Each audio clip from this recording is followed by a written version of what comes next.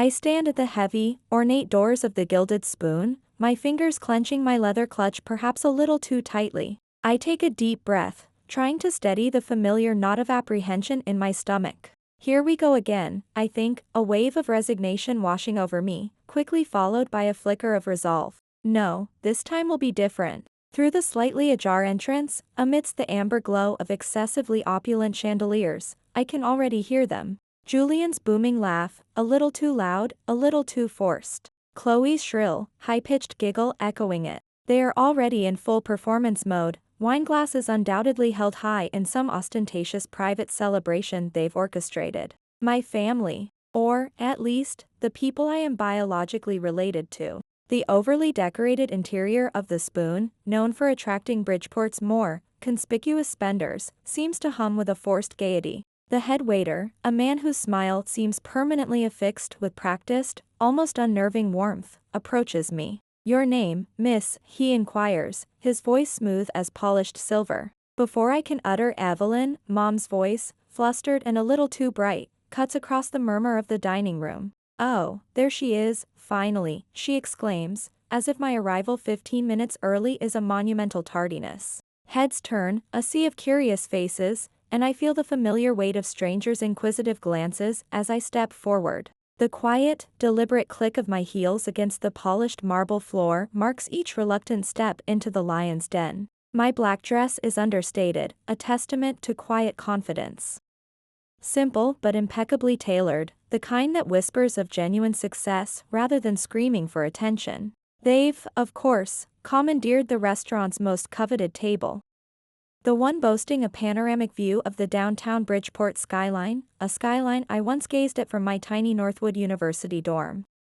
Dreaming of one day conquering, a dream I achieved with no help from them. Mom. My cousin, Julian. His wife, Chloe. The dim, theatrical lighting of the Gilded Spoon catches the familiar glint of the ruby pendant at Mom's throat, a legacy from my father.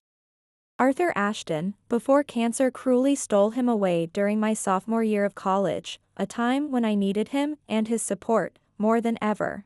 I approach their table, a knot tightening in my chest, and stop. My eyes immediately register what they've so conspicuously chosen to ignore, or perhaps, deliberately orchestrated. There is no chair for me. Only an awkward, empty space at the far end of the table, clearly an afterthought. Julian sprawls with an air of unearned importance, one arm draped languidly across the back of his plush velvet chair, the other expertly swirling a glass of something amber and undoubtedly overpriced. His condescending smirk, a look I've come to despise, arrives a full second before his words do. He glances at my dress, a flicker of something, disdain, jealousy, in his eyes. "Well, well, look who decided to grace us with her presence," he drawls, his voice loud enough for the neighboring tables to overhear. "This table is reserved for family, Evelyn. People who actually make an effort." His eyes flick down to my simple, elegant dress again. "Is that from the sales rack, darling? Trying to be frugal, are we?" The couple at the adjacent table abruptly pauses their mid-conversation, their discomfort almost a tangible presence in the air. "Oh, Julian, don't be so mean." Chloe chimes in, her voice dripping with sugar-coated venom. A perfect accompaniment to her husband's passive aggression. "He's just joking, Evelyn. You know how he is." She gives my outfit a slow, deliberate once-over, her own flamboyant attire practically screaming its designer label. Though, darling, sometimes a little effort in one's appearance for a family dinner wouldn't go amiss. We're at the Spoon, after all. But he isn't joking, and she isn't either, and we all know it. This is their well-rehearsed routine of subtle, and not so subtle, undermining. I say nothing, my face a carefully constructed mask of neutrality, betraying none of the simmering resentment, as I locate an unoccupied, rather plain chair from a nearby empty table. The legs of the mismatched chair scrape harshly against the polished marble, the sound grating discordantly against the restaurant's otherwise subdued ambience and the soft, tinkling piano music. It feels like a deliberate disruption, a small act of defiance. Mom, Eleanor Ashton, refuses to meet my eyes. She, who was once the formidable backbone of our family, now seems like just another vertebra. bent and contorted to accommodate Julian's insufferable posturing and Chloe's shallow vanity. She fusses with her linen napkin, meticulously smoothing out imaginary wrinkles, a nervous habit I know too well. "You're late, Evelyn," she says finally, her voice barely a whisper, as if my arrival, perfectly on time according to the invitation, somehow disrupted their carefully constructed narrative of my perpetual inadequacy. I settle into the uncomfortable, out-of-place chair. It's a physical manifestation of how I feel at this table, an unwelcome addition. Traffic was heavier than I expected, I lie, offering a bland, neutral excuse. The truth, that I sat in my car for a full 20 minutes, parked just down the street from the Gilded Spoon. Debating whether to endure this charade at all, offers no strategic advantage in this family dynamic. As I watch them, Julian already launching into a boastful anecdote, Chloe hanging on his every word with feigned admiration, Mom nodding along absently, clink their wine glasses in a premature toast to goodness knows what, a memory surfaces, sharp, bitter, and entirely uninvited. For years earlier, as I packed up my childhood bedroom, ready to leave and start Apex Solutions, his words from my freshman year echoed in my mind. "This little IT startup idea of yours, Evelyn, it's just another one of your phases," my father, Arthur Ashton, had once said, his voice heavy with skepticism. I could still picture him leaning against the doorframe, arms crossed. He wasn't angry. That, I could have handled. No, it was worse. He was utterly dismissive, his tone laced with a casual cruelty that cut deeper than any rage. "You'll be back home before you know it, tail between your legs, when reality finally sets in. A woman's place isn't in some man's world of business. Especially not yours." His words had echoed the sentiment I'd heard subtly, and not so subtly, my entire life. Julian was the heir apparent, destined for success, or at least, entitled to it, while I was, an afterthought, a girl with unrealistic ambitions. I'd moved out that very day, into a cramped apartment in a less than salubrious part of Bridgeport. So small that the rickety kitchen table had to double as my first office desk for Apex Solutions. I poured every ounce of my being into my company, working 18-hour days fueled by cheap instant coffee and sheer determination. Eating instant ramen heated in a second-hand microwave that sparked alarmingly if you ran it for more than a minute. I built Apex Solutions from the ground up, one hard-won client, one sleepless night at a time, proving my father, and everyone else who doubted me, wrong. That first Christmas after starting the company, a wave of loneliness had washed over me, and I'd foolishly called home, hoping for a sliver of connection, perhaps even an invitation. The sounds of raucous laughter, clinking glasses, and festive music had filled the background as Mom, her voice strained, explained they were just having a small, intimate family gathering. A gathering to which, it was painfully clear, I was not invited. Julian's recent promotion, likely funded by my parents, was being celebrated, I later learned. My own struggles, my own small victories, went unacknowledged. I remembered Julian's graduation party from Fairmont Community College, a C-average achievement, which had been a lavish affair, talked about for weeks. My own graduation from Northwood University, achieved with honors while juggling 2 part-time jobs to pay tuition after Dad passed, had received a cursory nod. When Olivia and I, along with Marcus and Isabella, finally signed our first major 6-figure contract with Apex Solutions, the kind of validation that changed everything, that proved my phase was a resounding success. A part of me, the part that still foolishly craved their approval, had wanted to call them, to share the news. Instead, I'd opened a bottle of surprisingly decent champagne with Olivia, Marcus, and Isabella, my true team, my chosen family. We'd toasted not to them, but to those who dare to believe in themselves when no one else will, and to the success we built together. "Evelyn," a sharp, impatient voice snaps me back to the garish reality of the Gilded Spoon. Earth to Evelyn. "Are you even listening to us?" Julian snaps his fingers rudely, inches from my face. I blink, forcing the bitter memories down, straightening in my uncomfortable chair. "Yes, Julian?" I manage, my voice remarkably calm given the storm brewing inside me. "We've been discussing our fabulous trip to Aspen Grove," Chloe says, ostentatiously twisting the enormous diamond tennis bracelet on her slender wrist. Julian and I went in January. Simply divine. The Rothschilds were actually staying at our resort, the Redwood Lodge, Julian interjects, name-dropping with his usual lack of subtlety. Had a fascinating chat with Baron Rothschild himself by the slopes. I highly doubt that. I take a deliberate sip of water, the cool liquid doing little to soothe the rising irritation. 3 days ago, Mom's unusually desperate phone call had shattered our usual pattern of brief, polite, and entirely superficial monthly check-ins. "It's been so long, sweetie," she'd said. Her voice laced with a carefully manufactured warmth that didn't quite reach her eyes during our video call. "Everyone misses you terribly. We all do." Her voice had carried that particular guilt-inducing tone, the one that speaks volumes more in its strained silences and unspoken implications than in its actual words. The one that always made me feel obligated, and then resentful. But loneliness, even for a connection as flawed as this, can be a powerful, insidious motivator. And some deeply buried, perhaps foolish, part of me still yearned, despite everything, for a genuine place at the family table. For a sense of belonging that had always eluded me. A hope that, perhaps, this time might be different. Now, here, at the Spoon, I see Julian's brand new, gleaming Rolex catch the light as he gestures expansively, a watch that, I estimate, costs more than the monthly rent for my first tiny office space, the one where Apex Solutions was born from sheer grit. Chloe's designer purse, a Seraphine I believe, is casually, yet strategically, displayed on an empty chair beside her.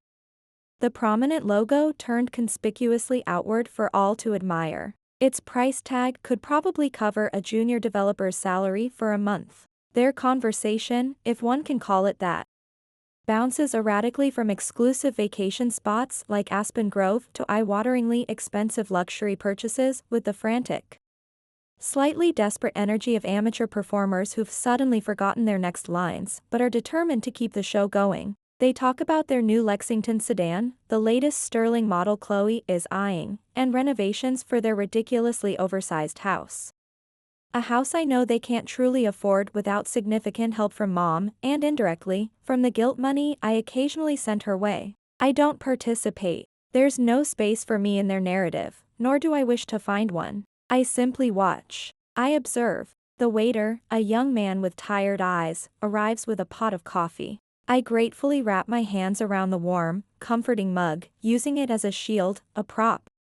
As I continue to observe the painfully predictable theater playing out before me. "You know what, I'm feeling like splurging tonight," Julian announces with a flourish, tapping the ridiculously overpriced menu with a decisive finger. "I'll have the Wagyu ribeye, medium rare. And let's get a bottle of that 2015 Bordeaux," he instructs the waiter, not even bothering to glance at the price, a sum I'm sure is astronomical. "Life's too short for cheap food and bad wine, wouldn't you agree, Evelyn?" he adds, with a pointed look in my direction. As if my preference for sustainable, locally sourced food over ostentatious consumption is a personal failing. Chloe nods with an enthusiasm that feels entirely feigned. "Oh, definitely. Lobster thermidor for me, please," she chirps. "And perhaps we should start with a bottle of their finest champagne? Dom Perignon, perhaps," she suggests, her eyes gleaming with avarice. "It's such a special occasion, having Evelyn with us. We absolutely should treat ourselves." One by one, they proceed to order the most outrageously expensive items on the menu, exchanging knowing, conspiratorial glances when they think I'm not looking. But I am. I always am. Mom nervously fidgets with her napkin again, her complicity in this charade making her visibly uncomfortable. Yet she says nothing to temper their extravagance. I hide a small, grim smile behind my coffee cup as the full, unappetizing picture begins to crystallize, as understanding, cold and sharp, dawns. Now I know exactly why I'm here tonight. It's not for a family reunion. It's an ambush. So then I told the Andersons, bold as brass, that waterfront properties in this volatile market are practically giving themselves away. Julian brags, swirling his Bordeaux with what he clearly imagines is practiced, debonair nonchalance. A steal, I told them. They signed the paperwork for that Bridgeport condo that very afternoon. Easiest commission I ever made. I sincerely doubt the veracity of that claim, knowing his actual track record in real estate is mediocre at best. Propped up by my father's old contacts and a dwindling inheritance. 2 excruciating hours. 2 hours of a carefully, almost painstakingly, choreographed monologue, masquerading as conversation. That flows around me like water divertings around a stubborn, unmoving stone. Every single time I attempt to open my mouth, to contribute something, to perhaps even steer the dialogue towards something less materialistic. Julian's voice magically rises half an octave, his words becoming louder, more insistent. Effectively drowning out my own before they can even take root or find purchase in the conversation. "Oh, nobody cares about boring work talk at dinner, Evelyn," he interrupts dismissively when I tentatively begin to describe Apex Solutions' exciting and very real expansion into the European market, a project Olivia and I have poured our hearts into. His hand, adorned with that ostentatious Rolex, waves dismissively in the air between us, a gesture of utter contempt. "We're here to catch up on actual family stuff, important things." Family stuff. Important things. As if I'm not family. As if my life's work, the company I built from nothing, a company that now employs over 50 people and is making genuine waves in the tech industry, is somehow less significant, less important than his fabricated real estate victories, and Chloe's latest ConnectSphere follower count. I take another measured, deliberate sip of water, the coolness a stark contrast to the heat rising within me, mentally cataloging each fresh slight. Each dismissive remark, each condescending glance. The waiter has refilled my water glass 4 times now. I've barely touched the mediocre, overpriced salmon they insisted I order. I am watching. I am listening. And I am learning. Or rather, I am confirming what I've suspected all along. You actually look surprisingly good, Evelyn, for someone who supposedly works all the time, Chloe offers, her eyes, sharp and critical. Scanning my face minutely, undoubtedly searching for signs of fatigue or stress that she can comment on, to subtly reinforce her narrative of my sad workaholic existence. Do you ever actually leave that dreary office of yours in Bridgeport? Or do you just sleep under your desk? Before I can formulate a polite, yet firm, response, she launches into an insufferably long, gushing monologue about her recent life-changing spa weekend at some ridiculously exclusive retreat. The words rejuvenation, self-care, and inner peace fall from her lips with a practiced, yet entirely unconvincing, ease. My mother reaches across the table, her fingers, cool and hesitant, briefly brushing against my wrist. A small, pleading gesture. "Let's all just try to enjoy being together, shall we?" she says, her smile strained and brittle at the edges. Her eyes darting nervously towards Julian. "It's been far too long since we all got together like this. Whose fault is that, Mom?"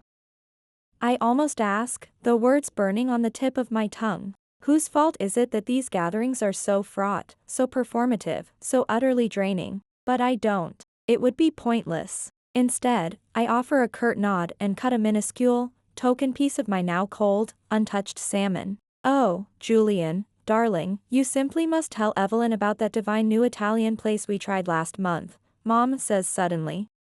Her voice a little too bright, a little too eager to change the subject. "You know, Enzo's trattoria? The one with those absolutely magnificent chandeliers made from real Venetian glass." I set my fork down carefully, the small clink loud in the sudden lull. "Last month?" I ask, my voice quiet, dangerously quiet. An awkward, heavy silence descends upon the table, brief but laden with unspoken truths. "Well, yes, we try to do this sort of thing monthly now," Chloe explains. Suddenly engrossed in an intense examination of her perfectly manicured fingernails, avoiding my gaze. "A little family dinner. You know. It's become a bit of a tradition," Julian adds, a little too casually. "A tradition I'm only just now hearing about for the first time," I state, the words flat, devoid of inflection. As the icy realization settles like a lead weight in the pit of my stomach. The exclusion stings, even though it's hardly surprising. Julian clears his throat, a telltale sign of his discomfort. "Well, you know, Evelyn, you're always so incredibly busy," he says, his tone dripping with false sympathy. "Running your little company, Apex Solutions, and all that. We didn't want to bother you. The deliberate diminutive, little company, stings exactly as he intended it to. The little company that likely earns more in a quarter than he does in a year. I straighten imperceptibly in my uncomfortable chair, my spine stiffening. Not too busy for family, Julian, I reply, my voice level, if I were actually invited. Mom's eyes dart nervously between Julian and me, her face a mask of anxious appeasement. More wine, anyone? Julian, dear, your glass is empty. She fusses, desperate to diffuse the mounting tension. Julian, ever opportunistic, seizes the chance to shift the topic, to regain control of the narrative. Actually, speaking of business. He begins, leaning forward conspiratorially, his Rolex glinting ostentatiously under the dim restaurant lights. The market's been absolutely brutal lately. Utterly savage. 3 major deals, big ones, fell through just last week alone. He sighs dramatically. He looks pointedly, meaningfully, at me. Not everyone can be swimming in success like you are, Evelyn, with Apex Solutions. I recognize the play immediately. It's as transparent as Chloe's feigned sincerity. The carefully planted suggestion of struggle, the not-so-subtle implication of impending financial need. The classic guilt trip. That new Lexington you were so set on might just have to wait a little longer, darling, Chloe says to Julian, placing a perfectly manicured, supposedly comforting hand on his arm, her expression a caricature of wifely concern. It's such a terribly difficult time to be making any big purchases, isn't it? She then turns her wide, innocent eyes to me. I've been trying to find something to replace my aging sterling, something practical.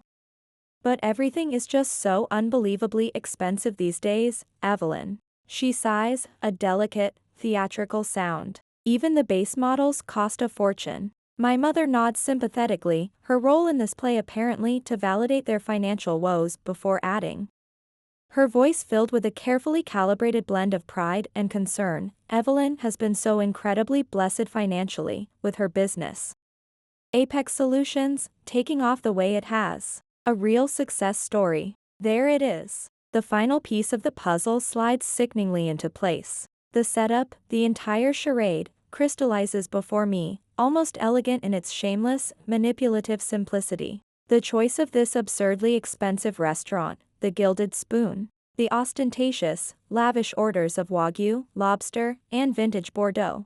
The carefully curated, sob-story tales of financial hardship, immediately followed by pointed, almost accusatory references to my hard-earned success. They didn't invite me to dinner to reconnect, to celebrate, or even just to catch up on family stuff. They invited my wallet. The waiter, demonstrating a timing so impeccable it feels rehearsed, approaches our table. A sleek, leather-bound check folder is nestled discreetly in his hands. Julian catches his eye and gives a slight, almost imperceptible nod. My stomach churns. The folder lands with a soft, definitive thud directly in front of me. I don't immediately reach for it. I let it sit there, a silent accusation. The silence stretches, taut and heavy with their unspoken, yet deafening, expectation. It's a familiar weight, one I've carried for far too long. R. Liam Bay. That must be the waiter's name, printed on the slip. An irrelevant detail in this farce.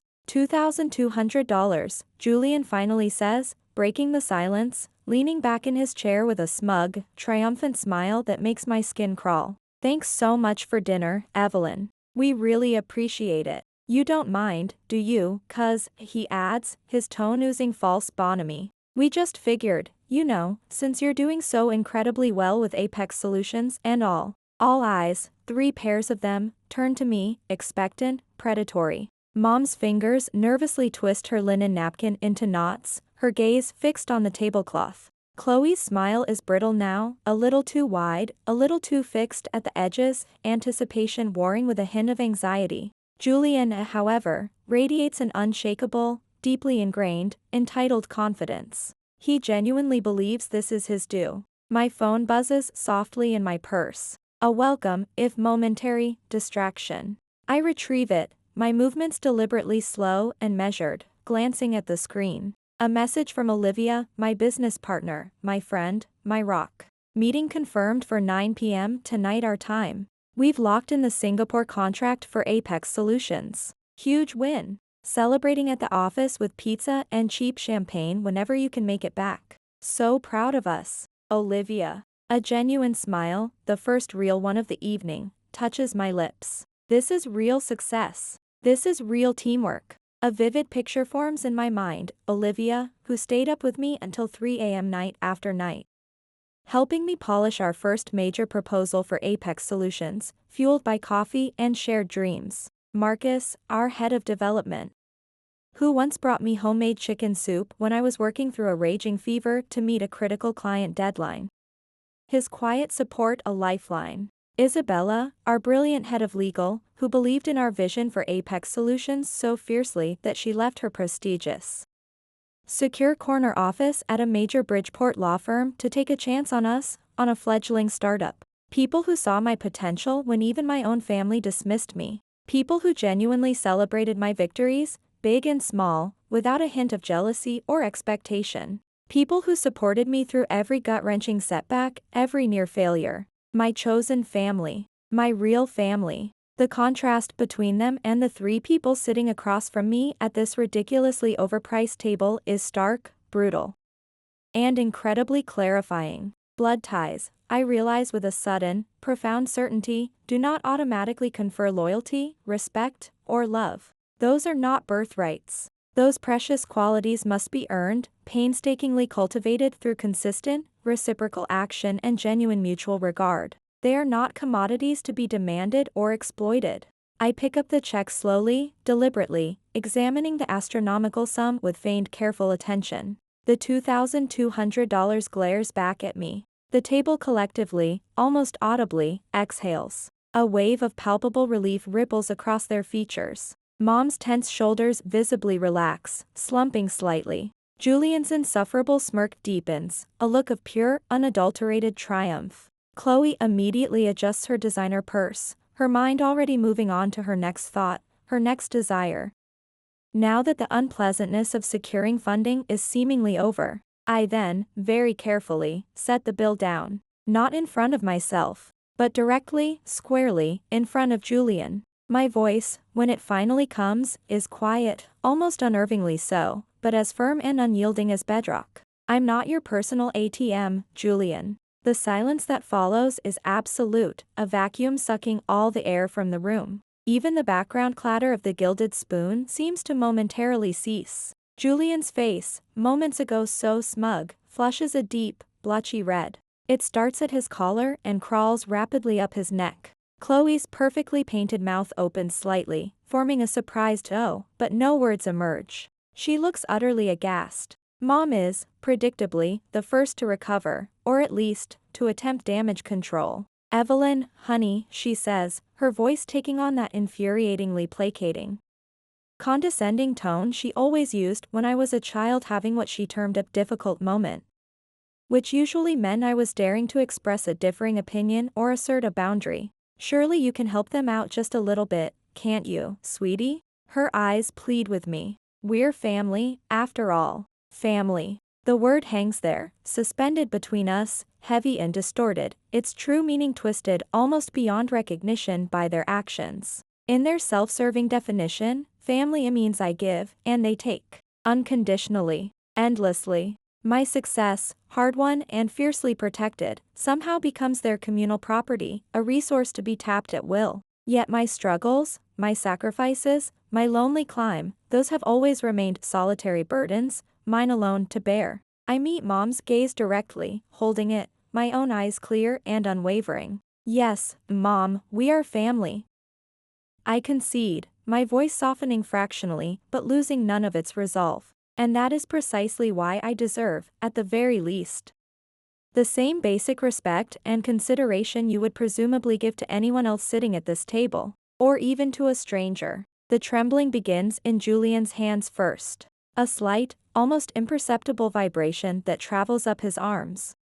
A tremor of disbelief rapidly morphing into fury as the stark reality of my refusal finally, irrevocably, sets in. $2,200 of carefully cultivated, lifelong entitlement crashing, impotently, against the unbreachable sea wall of my quiet, newly forged dignity. I stand, my movements calm and deliberate, gathering my clutch. Not in anger, though anger simmers deep within me. Not in haste. But with the slow, measured, intentional movements of a woman reclaiming her worth, her autonomy, one painstakingly established boundary at a time. Have you ever had to stand your ground, really stand your ground, against family members who consistently tried to take advantage of your success?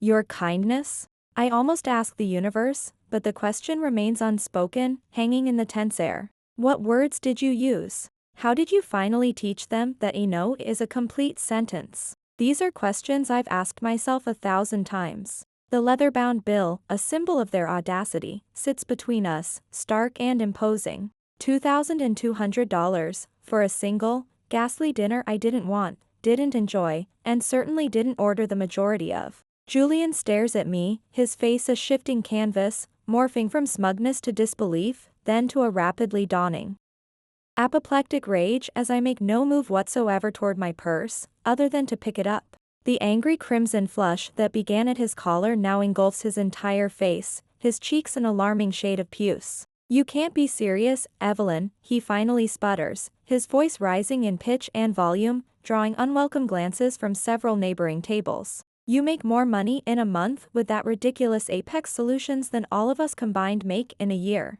This is nothing to you. I take another slow, deliberate sip of my now lukewarm coffee, savoring its bitter, grounding warmth. It's a small act of defiance, a moment to center myself. That's entirely irrelevant, Julian, to the simple fact of who ordered what, and who is therefore responsible for paying for it. Chloe leans forward, her earlier superficial sweetness curdling into open hostility. We wouldn't have ordered all this exquisite food and wine if we'd had any inkling you were going to be so incredibly petty and ungrateful about it, Evelyn, she practically spits, her voice sharp with indignation. Her ridiculously large diamond bracelet catches the harsh restaurant light as she gestures extravagantly towards the array of barely touched dessert plates. The half-empty, expensive wine bottles, the remnants of their gluttony. My mother touches my arm again, her fingers trembling visibly this time. Her distress is palpable. Evelyn, please, she whispers, her voice strained. Maybe we can split it somehow? You take half, just half, and Julian and Chloe, we'll manage the rest somehow? Her eyes plead for a compromise, any compromise to avoid a full-blown scene. The head waiter, his professional radar clearly attuned to such familial implosions, approaches our table again, his practiced plastic smile tightening noticeably at the corners. Is everything quite all right here, madam, sirs? He inquires, his tone a perfect blend of solicitude and firmness. I couldn't help but notice some concern regarding the bill. His gaze flicks meaningfully between our tense, strained faces and the untouched, accusing bill lying on the table. His professional concern barely masking an underlying discomfort and a clear desire to resolve this quickly and quietly, beneath my carefully maintained calm exterior. A maelstrom of emotions crashes and churns against each other like violent storm waves against a rocky coastline. Anger, cold and sharp, at their blatant, unashamed entitlement. Disappointment, a familiar ache, that it has, yet again, come to this. And a strange, unexpected, profound grief for the family we could have been, the family I always wished we were, but never were. And likely never will be. We've been planning this dinner for weeks, Evelyn. Julian finally admits, his voice dropping to a harsh, accusatory whisper. Though still loud enough for me to hear clearly. Weeks. You never return mom's calls anymore, not promptly anyway. You're always too busy for any actual family gatherings, always making excuses. What were we supposed to do, huh? How else were we supposed to get your attention, to get you to help us out? Ask, I say simply, my voice low but clear, cutting through his tirade. You could have just asked. Honestly. Directly. Not manipulate. Not ambush. Chloe's carefully constructed mask of sophisticated nonchalance slips further, revealing the raw frustration beneath. Oh, please. You never come to family things anyway, Evelyn, unless there's something clearly in it for you, she sneers. The accusation hanging in the air between us, heavy with an irony so thick, so blatant, that she clearly doesn't even recognize it. And when, Chloe, have I ever been genuinely, truly invited to anything without an ulterior motive attached? I counter quietly, but with a steely edge to my voice. Let's see. The last 3 Christmases? I received last minute, almost perfunctory, invitations after you'd already made all your plans. Convenient, wasn't it? The anniversary of Dad's memorial service? I stood there alone, while you all huddled together. Your ridiculously extravagant housewarming party for that monstrosity you can't afford? I was there, pointedly alone, because you forgot to include a +1 for me, while everyone else, every single cousin and distant relative, brought partners, and I was barely acknowledged all evening, left to fend for myself. Mom dabs at her eyes, not with a tissue, but with her crumpled linen napkin. A theatrical gesture of distress. We just hoped you wouldn't mind helping out the family a little bit, she whispers, actual tears now welling in her eyes.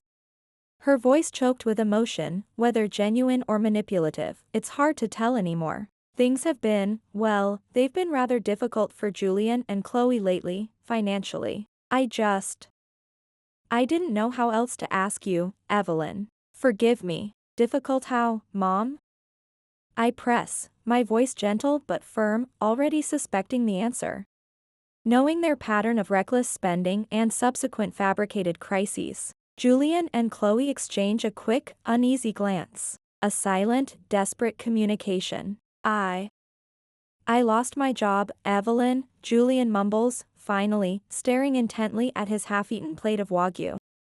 The admission clearly costing him a significant portion of his fragile pride. 3 months ago, actually. The real estate market completely tanked, as I said. My firm, well, they had to downsize. A lot of good people were let go. He attempts a justification. He's been looking absolutely everywhere for something suitable, Chloe adds quickly.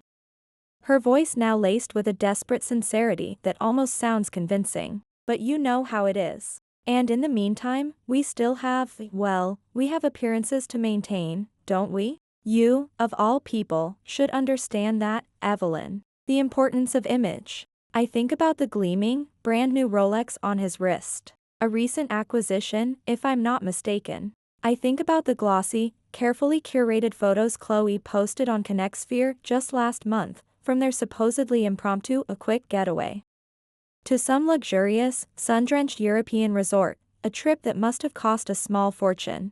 I think about the designer Lexington purse, practically preening on its own dedicated chair beside her.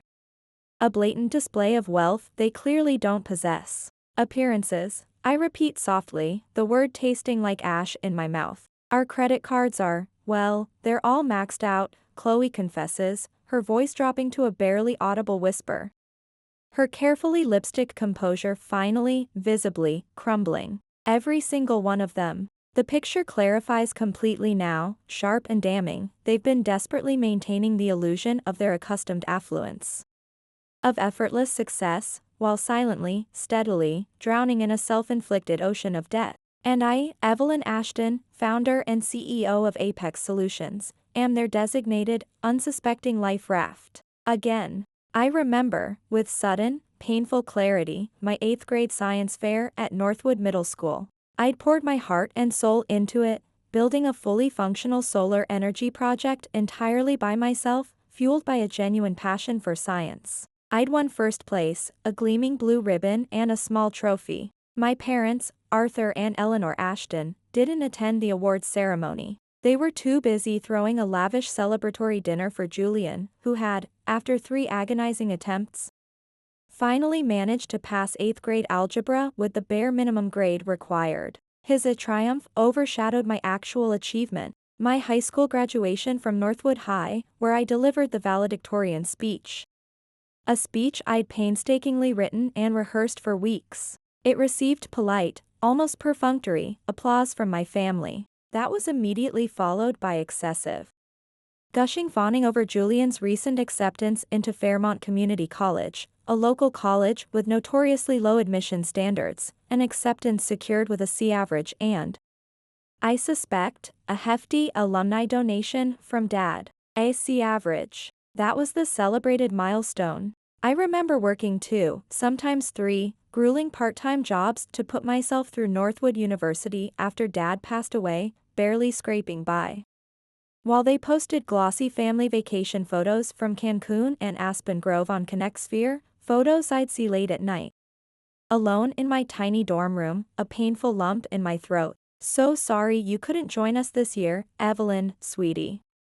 Mom's cheerful, oblivious captions would read, "But we know how incredibly dedicated you are to your studies. So proud of your focus." The Christmas after I'd taken the terrifying leap and officially started my own business, Apex Solutions, pouring all my meager savings and a small, high-interest loan into it. At the obligatory family gathering, Julian had loudly, dismissively, proclaimed to the entire extended family, his voice dripping with condescension. "Oh, Evelyn's playing entrepreneur now, trying to be a big shot with her little computer thingy." He'd smirked. "Let's all see how long it takes until she comes crawling back to the real world, looking for a sensible job." I remember countless holiday gatherings where I arrived alone, single, because my work, my consuming passion to build Apex Solutions, consumed my life, leaving little room for anything else. Meanwhile, they, Julian and Chloe, always arrived with significant others before they married, partners who were immediately welcomed, fawned over, and integrated into the family fold without question. I remember so many family dinners, just like this one, where my growing business successes, the hard-won milestones of Apex Solutions, were deliberately, pointedly ignored, or worse, belittled. The subject would be deftly, smoothly changed to Julian's latest minor achievement, or Chloe's newest designer acquisition, with practiced, almost seamless, smoothness. "Remember Thanksgiving 2 years ago, Julian?" I ask quietly, my voice steady, though a tremor of old anger runs through me. Julian looks genuinely confused by this apparent, abrupt non sequitur. He probably doesn't remember. Why would he? I had just landed the Horizon Enterprises account for Apex Solutions. I continue, my gaze unwavering. It was a game changer for us. It literally doubled my company's projected revenue overnight. A massive achievement. When I tried to share the news, to share that moment of triumph with my family, you, Julian, and here I quote directly. "My memory for such slights painfully sharp," you said, and I quote, "Nobody wants to hear about your boring little computer company at dinner." Evelyn, can't you talk about something interesting for a change? That was just a joke, Evelyn, he mutters, his bravado faltering, his eyes finally sliding away from mine, unable to meet my direct, accusing gaze. A bit of teasing. "And Mom's 4th of July barbecue last summer?" I press on, relentless now. "Remember that? When I mentioned, quite casually, that Apex Solutions had just expanded into a new, larger office space in downtown Bridgeport, a significant step for us, you loudly told everyone I was just trying to sound important again." And immediately, pointedly, changed the subject to Chloe's brand new Sterling convertible. Mom shifts uncomfortably in her seat, her face flushed, never once having defended me against these constant, insidious slights. These casual dismissals of my life's work. Her silence, then and now, is a betrayal in itself. "And now," I conclude, my voice laced with an irony that is clearly lost on them, "my boring little computer company, Apex Solutions, suddenly makes me worthy of being asked for a significant amount of money." I tap the offending bill sharply with one perfectly manicured finger. Interesting timing, wouldn't you say? The head waiter, his patience clearly wearing thin despite his professional veneer, returns to our table. His professional demeanor remains intact, but his purpose is now unmistakably clear. "I do apologize for the persistent interruption, madam, sirs," he says, his voice polite but firm, "but we do have other guests waiting for tables.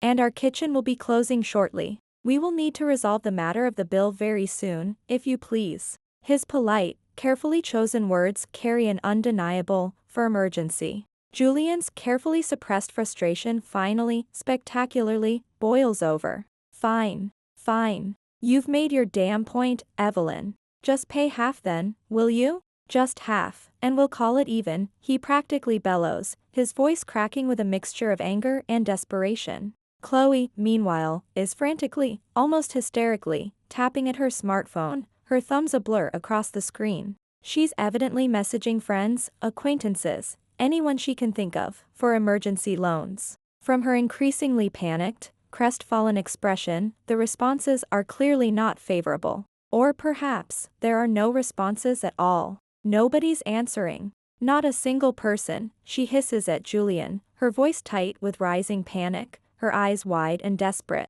Julian, his face now a mottled patchwork of red and white, pulls out his own wallet. He flips through it with a growing, visible desperation. A gym membership card. A driver's license. A few crumpled receipts. And a single, solitary $20 bill. That's it. Mom, her hands trembling so violently she can barely manage it, opens her well-worn purse. She fumbles inside, searching for a credit card they all know, deep down, is already maxed out, probably several times over. The head waiter shifts his weight uncomfortably from one foot to the other, his gaze fixed on the bill. We really will need to resolve this bill now, please, he repeats, his voice a little firmer this time. The polite smile beginning to fray at the edges. My mother pulls out a checkbook, one so rarely used the cover is still pristine, almost new. She probably hasn't written a check in years. Evelyn, please, she whispers, her voice hoarse, tears now openly streaming down her face, her carefully applied mascara beginning to run. Please, sweetie. Just this once. I beg you. I think about all the countless just this once a moments that would inevitably, inexorably, follow this one if I were to capitulate now. The gradual, insidious erosion of every boundary I fought so hard to establish. The entitled, ever-escalating expectations that would undoubtedly grow with each and every concession, each surrender. You ordered it, you pay for it, I say, my voice quiet but unshakable, meeting each of their desperate, pleading, or furious eyes in turn. I am only responsible for my coffee, which I barely touched. A strange sense of calm, of rightness, settles over me, a quiet strength blooming inside me. I reach into my clutch and retrieve a crisp $5 bill, placing it neatly on the table beside my largely untouched coffee cup.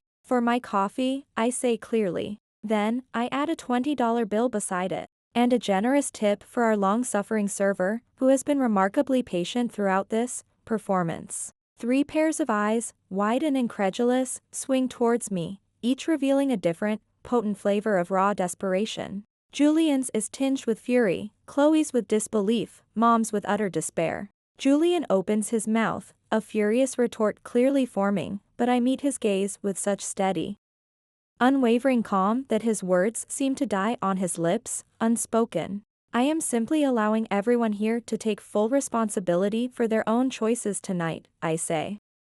My gaze sweeping over each family member in turn. My voice is neither angry nor satisfied, simply resolved, matter of fact. We all make decisions in life, Mom, Julian, Chloe. And we all, eventually, have to live with the consequences of those decisions. I gather my clutch purse and stand, my movements fluid and unhurried. My shoulders, which have been painfully tight with accumulated tension since the moment I first walked through the doors of the Gilded Spoon, suddenly, miraculously, relax.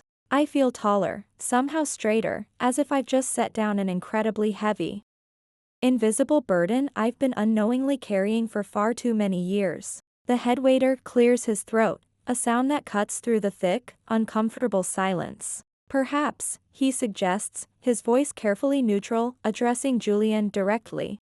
There is someone else you could call for assistance with the bill this evening? Julian's nostrils flare, his jaw tight with impotent rage. He snatches up his phone from the table. He steps away from our table, his back rigid with humiliation and fury, as he makes a call that clearly pains him more, much more, than any physical injury ever could. Chloe's fingers, trembling uncontrollably, fly to her wrist. She fumbles with the clasp of her enormous diamond tennis bracelet, her movements frantic, uncoordinated. She begins removing her diamond stud earrings next, piling the expensive jewelry, real or fake, I couldn't say, in a glittering, desperate heap on the white linen tablecloth in front of her, as if she's preparing for an immediate, impromptu visit to a pawnshop. Evelyn. My mother rises shakily from her chair, following me as I take a step away from the table, away from the wreckage of their evening.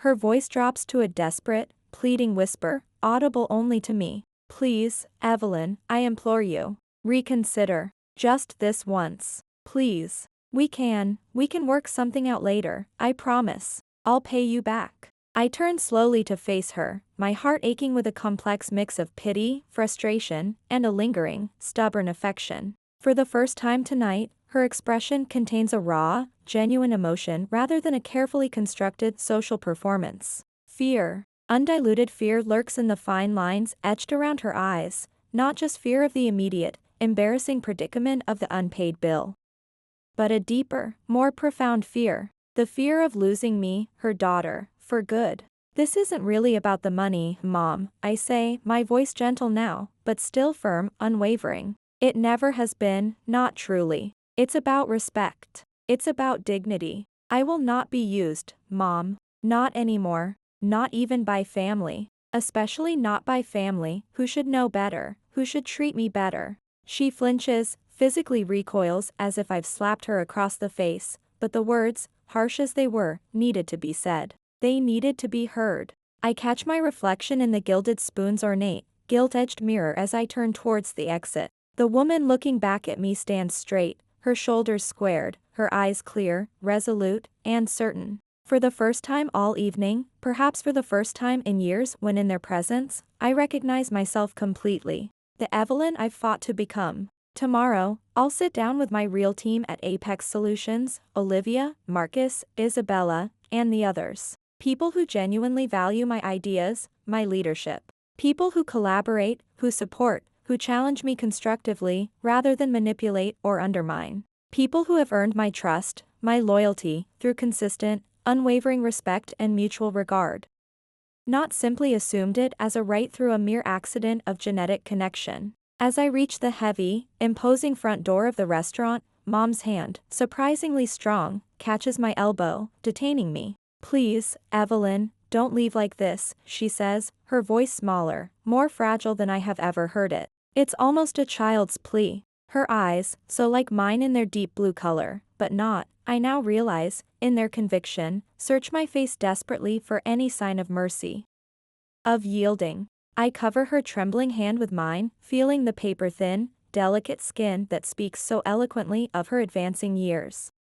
Of her own unacknowledged struggles. A pang of sorrow pierces through my resolve, but does not break it. This pattern, Mom, this destructive cycle, it needs to end, I tell her, my voice softening with a genuine, if weary, affection. I am willing to talk, just you and me, alone, when you're truly ready for an honest conversation. But there need to be new rules going forward, Mom. Non-negotiable rules, respect, genuine honesty, and absolutely no more financial or emotional exploitation. From anyone. She swallows hard, a pained expression on her face, then nods almost imperceptibly. Whether it's agreement or just resignation, I can't tell. Call me when you're ready for that kind of conversation, I add, squeezing her hand gently once, a gesture of lingering connection. Before letting it go, I push through the heavy glass door of the Gilded Spoon and step out into the cool, crisp Bridgeport night air. It feels like a cleansing breath after hours in a suffocating room. Behind me, I know the family drama continues to unfold, a messy, undignified spectacle. But ahead of me stretches an evening suddenly, gloriously free of obligation, a future I am reclaiming, one hard-won boundary. One difficult conversation, at a time. The door to a relationship with them remains open, both literally and figuratively, a crack of light in the darkness. But only those who are truly willing to meet me on equal ground, with respect and honesty, will ever find a genuine welcome on the other side. My heels click with a newfound confidence against the asphalt of the parking lot as I stride purposefully toward my car. The night air feels incredibly clean, fresh, invigorating, especially after the suffocating, emotionally charged atmosphere inside the Spoon. Suddenly, I hear the restaurant door slam open violently behind me. Evelyn. Julian's furious voice, raw and uncontrolled, bounces menacingly off the rows of parked cars. I don't break my stride. I keep walking, my gaze fixed ahead. My key fob is already in my hand. Freedom, escape, is just 20 short steps away. Don't you dare walk away from me, Evelyn, he bellows, his voice laced with a potent mixture of rage and disbelief. His footsteps quicken, heavy and aggressive on the pavement, rapidly gaining on me. I can hear his labored breathing. You're not part of this family anymore, you hear me? You're out. The words, sharp and barbed, are clearly meant to wound, to stop me in my tracks, to make me crumble. 5 years ago, they might have. They might have shattered me. Tonight, they feel almost liberating. I slow my pace almost imperceptibly, but I don't turn around. Not yet. Look at me when I'm talking to you, damn it, he roars, his voice cracking with fury. I pivot slowly, deliberately, my shoulders squared, my stance firm. I will not be intimidated. Julian's face is mottled, an ugly patchwork of red and white beneath the harsh, unforgiving fluorescent glow of the parking lot lights. He looks utterly unhinged. Behind him, Chloe hurries to catch up, her designer Lexington heels clicking aggressively, almost comically, on the rough pavement.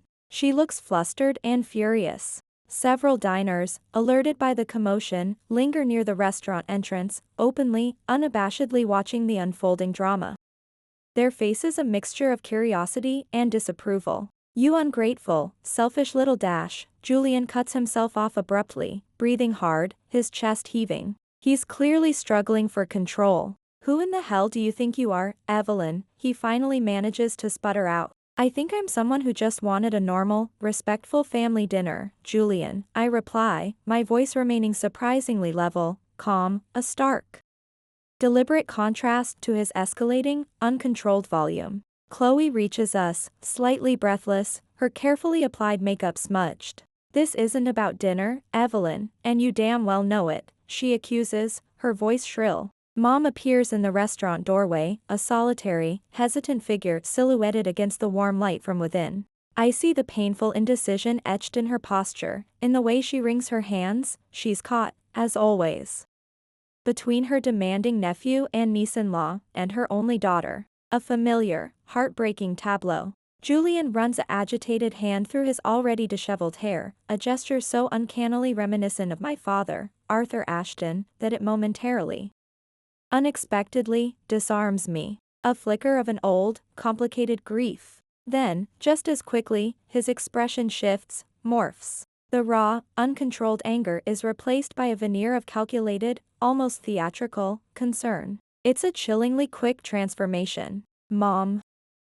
Aunt Eleanor, she has medical bills she can't pay. Evelyn, he says, his voice dropping suddenly to an urgent, conspiratorial whisper, though it still carries in the quiet night air. Serious ones. We wouldn't have asked you here tonight, wouldn't have put you on the spot like this, but it's really serious. I look past him, past his insincere performance, directly to Mom, who still hovers in the doorway, unable to meet my eyes. Her gaze fixed on the ground. Her silence is a damning confession. The final, ugly piece of their manipulative puzzle clicks firmly, sickeningly, into place. This elaborate, expensive dinner at the Gilded Spoon wasn't just about sticking me with an outrageous bill for their gluttony. That was merely the prelude, the softening up. It was the carefully orchestrated opening act for a much larger, much more significant, financial request. A shakedown. We truly wouldn't ask if it wasn't absolutely critical, Evelyn, Chloe adds, her voice suddenly honey-sweet again, oozing a cloying, false sincerity that makes my stomach churn. Family helps family in times of need, Evelyn. That's what families do. A couple strolling by slows their pace, their heads turned, pretending not to listen, but clearly captivated by our very public family meltdown. I wait until they are safely out of earshot before I respond. There are far better, more honest ways to ask for help, Julian, Chloe, than through manipulation and deceit, I say quietly. But my words carry the weight of years of frustration. And if Mom truly has serious medical issues, don't you think I, her only daughter, would be the very first person she would tell? The first person to know about it, directly from her? Mom finally, hesitantly, approaches us, stepping out of the shadows of the doorway. The ruby pendant at her throat, Dad's gift, catches the cold gleam of the streetlight. It's just some tests, honey, she says, her voice weak, unsteady, her eyes still avoiding mine. Nothing for you to worry your pretty little head about, really. The insurance, well, the insurance covers most of it, I'm sure. Her words are a jumbled, unconvincing reassurance. The betrayal, her direct complicity in this new layer of deceit, stings far worse than Julian's predictable anger or Chloe's transparent greed. Mom was in on this repugnant scheme from the very beginning, fully aware, apparently even willing to use her own health, her own potential vulnerability, as a bargaining chip, as emotional blackmail. I take a deep, steadying breath, the cool night air doing little to calm the turmoil inside me. I weigh decades of complex, often painful, family history against this single, crystallizing moment of truth. Mom, I say, my voice firm but not unkind, if you genuinely have medical needs, if you need help with legitimate expenses, then you and I can. And absolutely will, discuss that, privately, honestly. I am always willing to help you with legitimate needs, Mom. You know that. See, I told you. Julian bursts in, triumphant, seizing on my words, twisting them to his advantage. She can afford it. Apex Solutions is rolling in it. It's nothing to her dash. I lift my hand, a sharp, definitive gesture, cutting him off mid-sentence. I wasn't talking to you, Julian. My voice is ice. Chloe steps forward, placing herself protectively, possessively, beside Julian. Well, we're all family here, Evelyn, she asserts, her chin jutting out defiantly. What affects one of us, affects all of us. Supporting family, Chloe, does not mean enabling chronically bad behavior, nor does it mean bankrolling financial irresponsibility, I reply. My patience wearing dangerously thin. Showing up tonight, under false pretenses, only to discover that you all meticulously plan to use me as your personal ATM.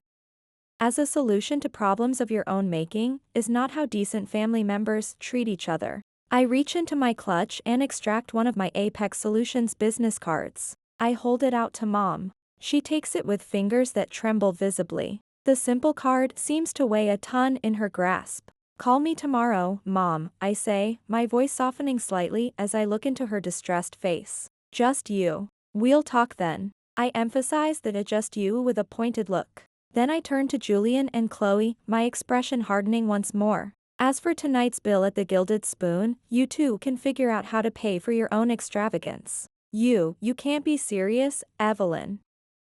Chloe sputters, her eyes wide with genuine disbelief and dawning panic. Oh, I am perfectly serious, Chloe, I assure her. And if Mom wants to discuss her medical situation with me, openly and honestly, without your coaching, I add, with a pointed look at Julian, then I will certainly consider helping her, as I always have. But I will not be manipulated, ambushed, or emotionally blackmailed by any of you ever again. That chapter is closed. I turn to leave, the collective weight of their shocked, furious, and despairing stares heavy on my back. It's a familiar burden, but one I'm finally strong enough to shrug off. You really think you're so much better than us now, don't you, Evelyn?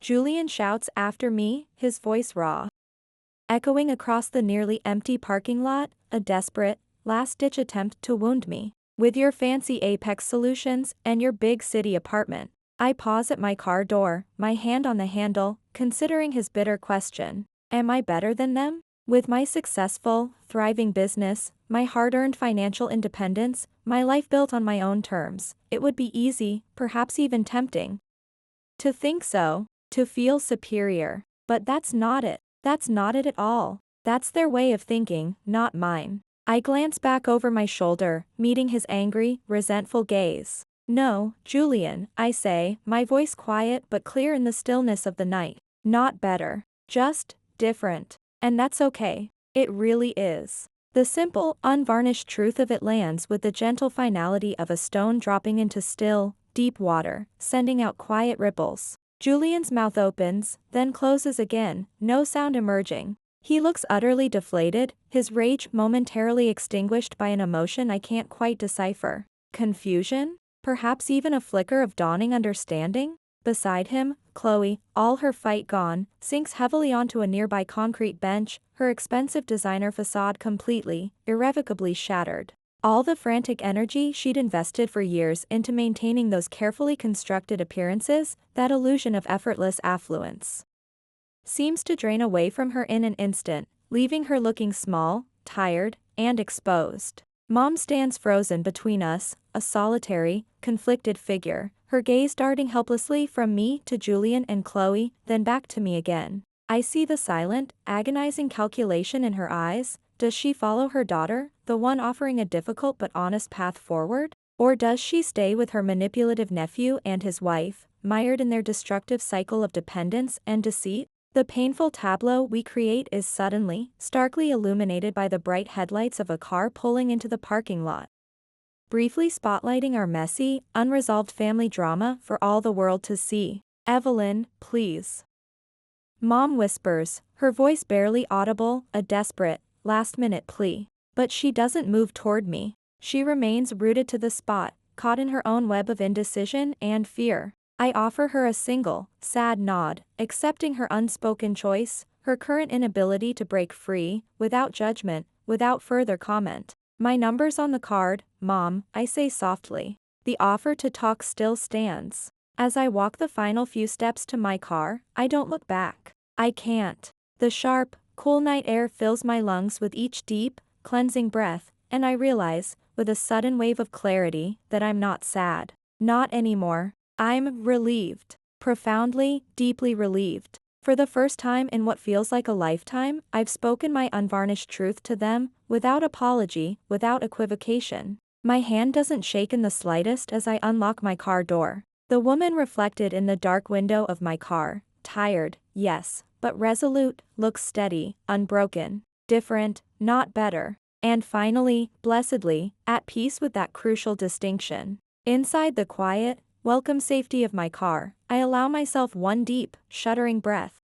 A release of years of pent-up tension and unspoken frustrations, before turning the key in the ignition. The engine hums to life, a comforting, familiar sound. As I drive away from the Gilded Spoon, away from the wreckage of their entitlement and my own shattered illusions, I know I'm leaving behind far more than just an unpaid, exorbitant dinner bill. I'm leaving behind the crushing, suffocating weight of their unreasonable expectations, expectations I never agreed to carry, yet somehow always did. Tomorrow, Mom may call. Or she may not. The choice is hers, entirely hers now. Either way, for the first time in a very long time after a family encounter, I know I'll sleep soundly tonight. I stand at the expansive wall of windows in my Apex Solutions office, watching the familiar skyline of Bridgeport awaken slowly beneath me. 3 months. 3 transformative months have passed since that disastrous, yet ultimately liberating, evening at the Gilded Spoon. 3 months of actively, consciously, reclaiming what the word family truly means to me.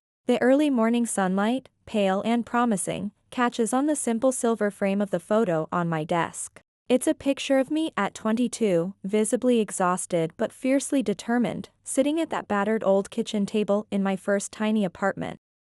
The one that doubled as my very first desk for Apex Solutions. I reach out and touch the cool glass of the frame lightly, a silent, heartfelt acknowledgement of just how far I've come. Of the mountains I've climbed, largely on my own. Evelyn.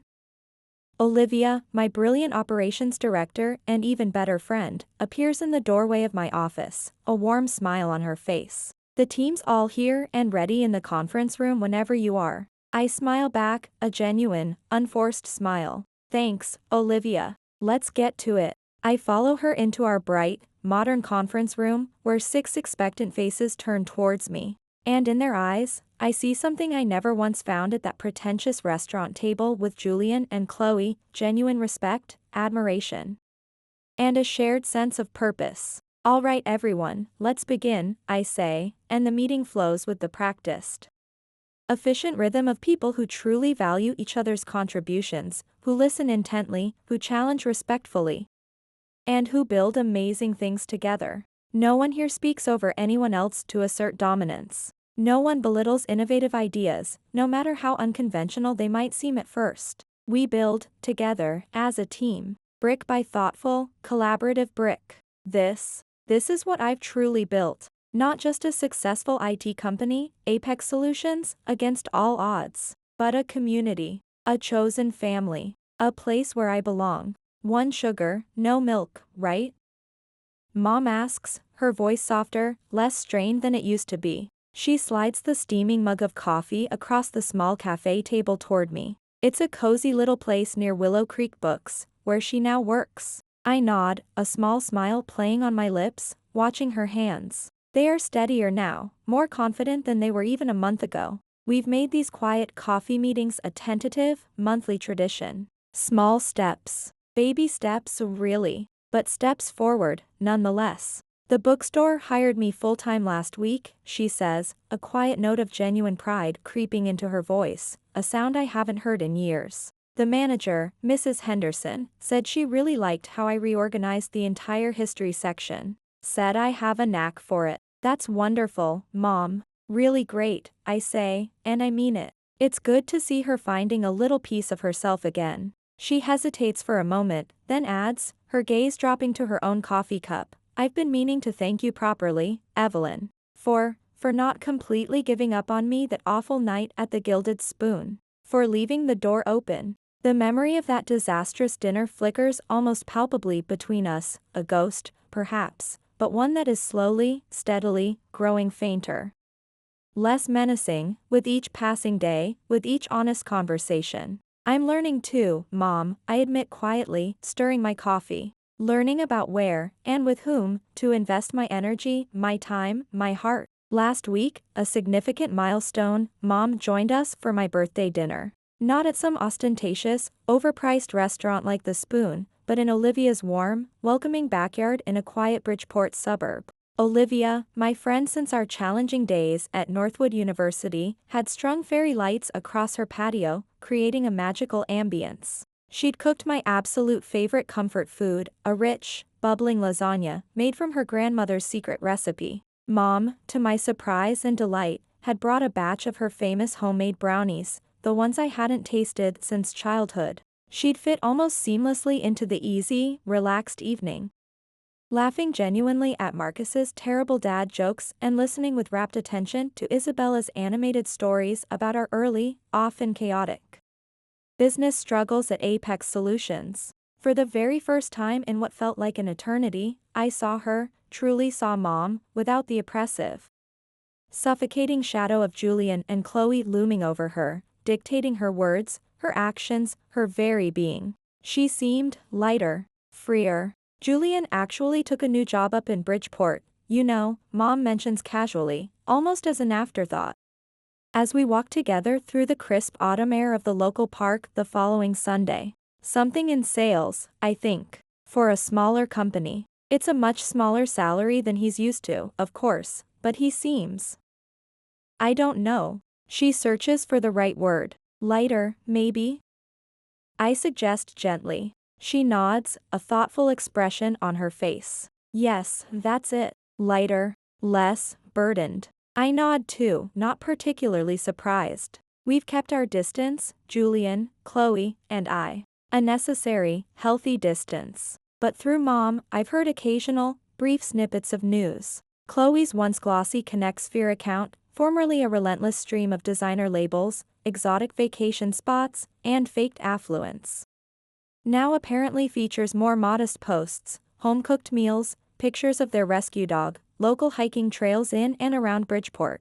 Their fall from their self-constructed pedestal was undoubtedly hard, humiliating even, but perhaps, ultimately, necessary for any real growth to occur. He asked about you, Evelyn, Mom adds, her voice tentative, her eyes searching mine for a reaction. When he's genuinely ready for an honest, accountable conversation, Mom, he knows how to reach me, I reply calmly. I've made a kind of peace with the timeline of that potential reconciliation being entirely out of my control. It will happen if, and when, it's meant to happen. Some relationships, I'm learning, can heal, can be rebuilt on a new, more honest foundation. Others, despite our best efforts or deepest wishes, remain broken, fractured beyond repair. Both outcomes, I'm slowly coming to accept, are acceptable. Both are survivable. That evening, the comforting, familiar aroma of garlic, rosemary, and roasting chicken fills my own small, cozy kitchen. Friends, my chosen family, move around the familiar space with an easy, comfortable familiarity that warms my heart. Mom is here too, at my invitation. She's carefully arranging her still warm homemade rolls in a bread basket, a genuine contribution, rather than an expectation of being catered to. It's a small thing, but it speaks volumes. Wine's open, people, calls Olivia from the living room, her voice cheerful as she pours generous glasses for everyone. We gather around my table, not some expensive, imposing mahogany monstrosity that Julian would choose to impress, but a sturdy, warm cherrywood table, a cherished find from a local antique shop. It already bears the gentle, loving scars of many dinners past, of shared laughter and sometimes, shared tears. Each small mark, each faint water ring, tells a story of late-night laughter until our sides ached, of tears shed and comforted and safe. Understanding company, of intense, midnight brainstorming sessions for apex solutions that stretched into the early hours of the morning. As the easy, overlapping conversations ebb and flow, weaving a rich tapestry of connection and camaraderie around us. I look at the faces of these dear people, and I realize, with a profound sense of gratitude, exactly what I've managed to create here. Not the pale, hollow imitation of connection that always characterized those strained, performative restaurant meals with my biological family, but something real, something authentic, something deeply nourishing to the soul. These people, my friends, my colleagues, my mother finding her way back, they see me. They see Evelyn. Not as a resource to be exploited, not as a bank account to be drained, not as a stepping stone or a scapegoat, but as a whole person, with all my flaws and all my strengths, and they accept me, value me, just as I am. Later, as the evening winds down, Mom and I walk together along the quiet shoreline near my Bridgeport apartment. The setting sun paints the calm water with breathtaking strokes of gold, orange, and violet. When she stumbles slightly on a patch of uneven, rocky ground, I offer her my arm without a moment's hesitation, and she takes it, a small, grateful smile on her face. "I'm so glad, Evelyn," she says softly, her voice filled with an emotion I haven't heard from her in decades, genuine contentment. "So very glad we found our way back to each other." I help her navigate the uneven terrain, offering support without carrying her entire weight.